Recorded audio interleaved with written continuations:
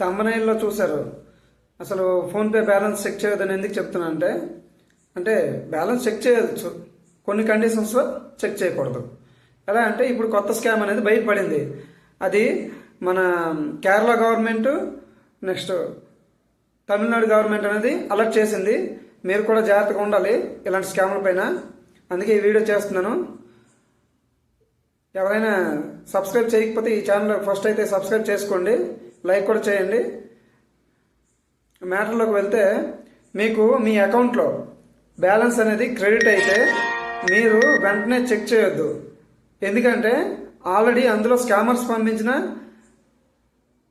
Money request అనేది ఉంటుంది. మీరు ఎప్పుడైతే బ్యాలెన్స్ పడింది కదా అని ఫోన్పేలో చెక్ చేయడానికి ఏదైతే మీరు ఫోన్పే యాప్కి వెళ్ళి మీ పిన్ నెంబర్ ఎంటర్ చేస్తారో వెంటనే మీ దాంట్లో అమౌంట్ అనేది డెబిట్ అయిపోతుంది.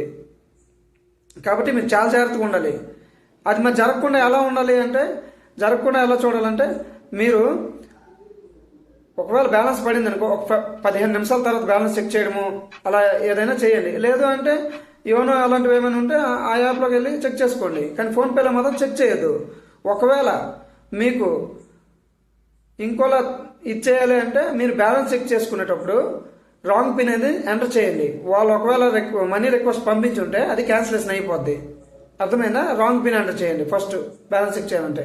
ఆ తర్వాత మీరు బ్యాలెన్స్ చెక్ చేసుకోవచ్చు. రాంగ్ పిన్ ఎంటర్ చేస్తే ఏమవుతుందంటే వాళ్ళు పంపించిన రిక్వెస్ట్ అనేది క్యాన్సిల్ అయిపోతుంది. అవన్నీ ఎందుకు అనుకుంటే 15 నిమిషాల తర్వాత చెక్ చేసుకోండి. డబ్బులు పడాయి కదా అని వెంటనే వెళ్ళి ఫోన్పేలో బ్యాలెన్స్ చెక్ చేశారని మాత్రం డబ్బులు పోవడం అనేది ఖాయం. గోవిందా అయిపోతాయి. అందుకే ఇలాంటి స్కామ్లు అనేవి చాలా జరుగుతున్నాయి. రోజుకో స్కామ్ పుడుతూనే ఉంది. అందుకే చాలా జాగ్రత్తగా ఉండండి. ఇంకా మీ ఫ్రెండ్స్కి ఎవరైనా ఉంటారు కదా తెలియకపోయినా వాళ్ళకైతే షేర్ చేయండి. చాలామంది తెలియదు, వాళ్ళకి షేర్ చేయండి.